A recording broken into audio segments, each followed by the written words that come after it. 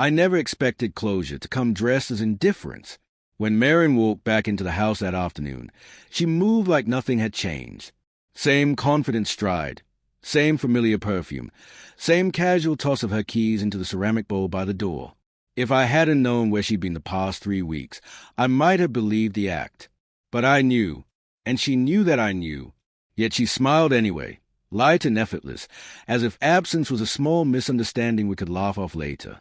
My name is Callum Reed. I'm 38, an operations manager for a logistics firm outside Bristol, the kind of job that runs on deadlines and quiet competence.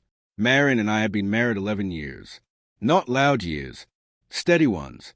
We built routines instead of memories meant for photos. Morning coffee in silence. Grocery list taped to the fridge. Evenings spent on opposite ends of the sofa. Close enough to touch, far enough to avoid it. I believe that was adulthood. I believe we were fine. When she told me she needed space, I didn't argue. She said she felt lost, restless, unsure of herself. I said I understood. I helped her pack a suitcase. I watched her drive away without asking where she was going.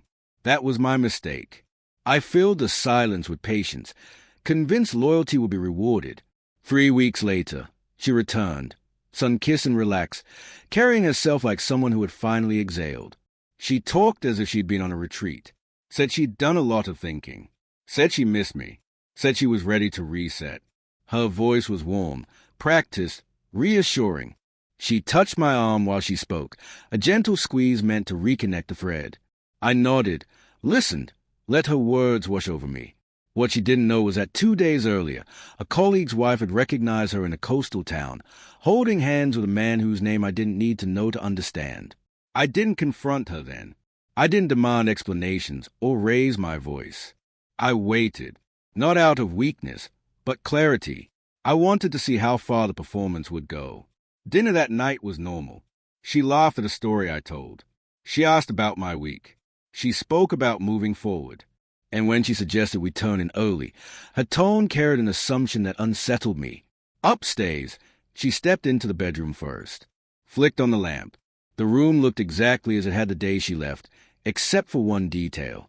While she was gone, I had finally done something I'd been putting off for years. I had removed the framed wedding photo from the dresser and replaced it with an empty space. No picture, no substitute, just a pale outline where it used to be. She noticed immediately, stopped walking, turned back to look at me. The smile faded, just slightly. She asked where the photo was, like it had wandered off on its own. I told her I took it down. I didn't explain why.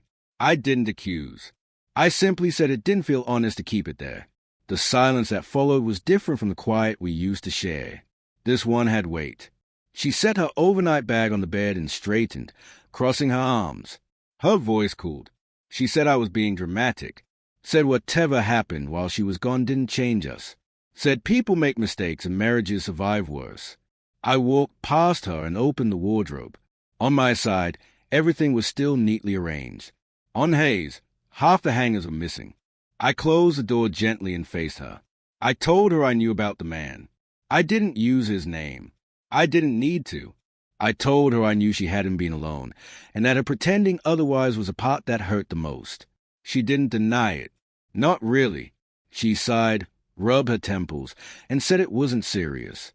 Said it was about feeling alive again. Said it didn't mean anything. Each sentence landed softer than the last, like excuses already rehearsed for someone else. I listened until she finished.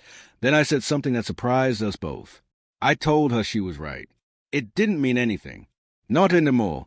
I explained that the marriage I was loyal to was built on mutual respect, not convenience. That the moment she chose secrecy over honesty, she made a decision without me, and I was finally accepting it. She laughed then, sharp and disbelieving. Asked if I was really going to throw everything away over one mistake. I looked around the room, at the empty space on the dresser, at the bed that suddenly felt like borrowed furniture. I told her I wasn't throwing anything away. I was acknowledging what had already been discarded. She stepped closer, lowered her voice, tried to soften the moment, reached for me the way she used to when she wanted reassurance. I stepped back, not angrily, calmly. I told her she should take the guest room for the night. that we could discuss logistics later, that tonight I needed sleep more than explanations. That was when the act finally shattered. Her face tightened. She accused me of punishing her, of being cold, of acting superior. I didn't respond. I picked up my phone from the nightstand and turned off the lamp. The room went dim, unfinished, like a conversation no longer worth continuing. I slept alone that night, deeper than I had in months. In the morning, she was gone again. This time, she left a note. It said we needed to talk. I folded it once and placed it in the empty space on the dresser. For the first time in a long while, the room felt honest. She returned from her affair expecting familiarity. What she found instead was finality. Not because I was angry, but because I was awake.